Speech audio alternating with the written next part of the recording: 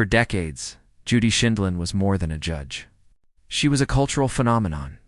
With her razor-sharp wit and non-nonsense authority, she sliced through excuses like a hot knife through butter. In a world where justice often felt elusive, millions tuned in every day to watch her deliver clarity and fairness with just a few well-chosen words. Then, almost as suddenly as she had risen to daytime dominance, she stepped away from television screens, leaving viewers everywhere asking the same question. Where did Judge Judy go? The truth is, Judy didn't vanish. She evolved out of the spotlight. She was carefully building a new chapter, one that would surprise fans and challenge expectations, revealing dimensions of her life few had ever seen. Judith Susan Bloom entered the world on October 21, 1942 in Brooklyn, New York. She was raised in a practical, hard-working household. Her father, Murray, worked as a dentist. Her mother, Ethel, managed an office. Together, they instilled in their daughter a clear moral compass and an unflinching sense of discipline, qualities that would become her signature on and off the bench. After graduating from James Madison High School in 1961, Judy earned her degree in government from American University in 1963, then enrolled at New York Law School. By 1965, she had obtained her Juris Doctor and passed the New York State Bar, launching her legal career as a corporate lawyer for a cosmetics company. Though the work was stable, it didn't fulfill her. 2 years later, she left to focus on raising her 2 young children, Jamie and Adam. But by 1972, Judy was ready to return to the workforce with a clear sense of purpose. A friend tipped her off to an opening in New York's family court system, a role that aligned with her passion for meaningful justice. She applied, got the job, and immediately distinguished herself with her intelligence, efficiency, and refusal to tolerate nonsense. By the early 1990s, Judy had carved out a reputation in New York as a tough but fair family court. Judge known for cutting through legal red tape with remarkable speed, she wasn't famous yet, but that was about to change. In 1993, Heidi Evans noticed her courtroom brilliance and encouraged her husband, Josh Gatlin of the Los Angeles Times, to write about her. His profile of this formidable judge caught the attention of talent agents, K. Switzer and Sandy Spreeman at Rebel Entertainment. They saw what others hadn't. Judy's unapologetic clarity could be television gold. CBS invited her to appear on 60 Minutes. She didn't just make an impression, she dominated. Her directness, humor, and moral authority captivated viewers. For the first time, Judy realized she could extend her reach far beyond the courtroom. That same year, she published Don't Pee on My Leg and Tell Me It's Raining. 1996, a witty, sharp, and practical book that echoed her courtroom persona. She retired from the bench after presiding over more than 20,000 cases. It's a staggering legacy, and prepared to step into living rooms across America. Rebel Entertainment helped shape the concept, a reality courtroom show with Judy at its center. One key piece was missing, her bow-F. She remembered a letter from 1995 sent by Petrie Hawkins Bird, a former bailiff who admired her and offered to join her if she ever had a TV show. She called him. He said yes immediately. The chemistry between Judy and Bird was instant. His composed presence balanced her fiery precision, creating a dynamic unlike anything else on television. When Judge Judy premiered in 1996, it wasn't just another courtroom show. It was lightning in a bottle.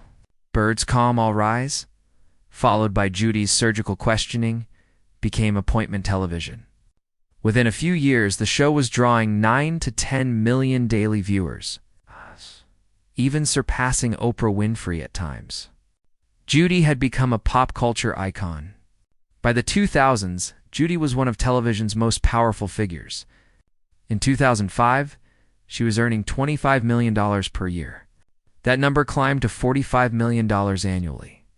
Later with CBS, she was honored with a star on the Hollywood Walk of Fame in 2006, inducted into the Broadcasting and Cable Hall of Fame in 2012, and recognized by the UCD Law Society in 2013.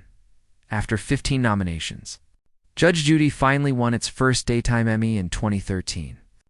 followed by wins in 2016 and 2017, but massive fame brought criticism.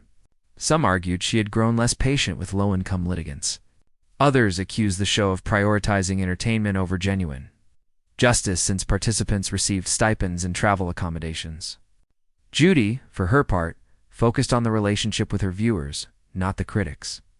Even as she conquered television, health scares reminded everyone of her humanity. On March 30th, 2011, she suffered a mini-stroke while filming. True to form, she returned to work almost immediately, renegotiating contracts that made her the highest-paid personality on TV. Ironically, the woman synonymous with justice became embroiled in legal disputes herself. In 2016, Rebel Entertainment Partners sued CBS, claiming they'd been cut out of profits they were owed from Judge Judy and its spin-offs. Judy didn't back down. She accused Rebel's president of greed, noting he had already earned $17 million from the franchise. In 2018, the court sided mostly with Judy and CBS, though it acknowledged some of Rebel's claims. In 2020, Rebel sued again, this time naming Judy personally. She countersued for $22 million. Ultimately, she lost the case when she chose loyalty to CBS over pursuing further claims, a decision that revealed the strength of her convictions, even when it cost her. When Judge Judy wrapped in 2020, many assumed Judy would retreat into retirement. Instead, she launched Judy Justice, a streaming-era courtroom series aimed at younger audiences while preserving her trademark style. One controversial choice was not bringing Bird on board as bailiff. She explained it was a financial and creative decision, though. Bird admitted he was hurt. Fans were vocal in their disappointment. Eventually, she brought him back in a new role on Tribunal Justice, a spin-off that honored the original show's legacy. With Judy Justice, she embraced new formats and technology. Quicker cases, fresh perspectives, and younger judges alongside her, without compromising her decisive style. Away from the camera, Judy lives with the same discipline that has defined her career. She married Ronald Levy in the 1960s, raising their children, Jaime and Adam. Then later married Judge Judy Sheindlin, blending their families. Between them, they share 5 children, 13 grandchildren, and 1 great-grandchild.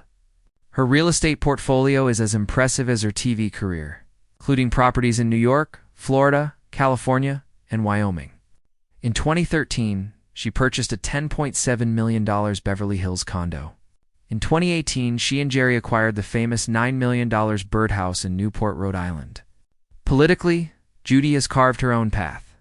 She's voiced support for same-sex marriage, gun reform, and has backed candidates from both parties, including Michael Bloomberg in 2020 and Nikki Haley in 2024. Her independence mirrors her legal philosophy. Think for yourself. Decide on the facts. Judy Sheindlin changed television. She brought real legal reasoning to daytime TV, merged entertainment with education, and became one of the most trusted figures in America. She proved that authority, when wielded with intelligence and wit, could captivate millions. And even after stepping away from her original show, she continues to adapt, staying relevant to new generations. So, has Judge Judy's impact reached its peak, or is this just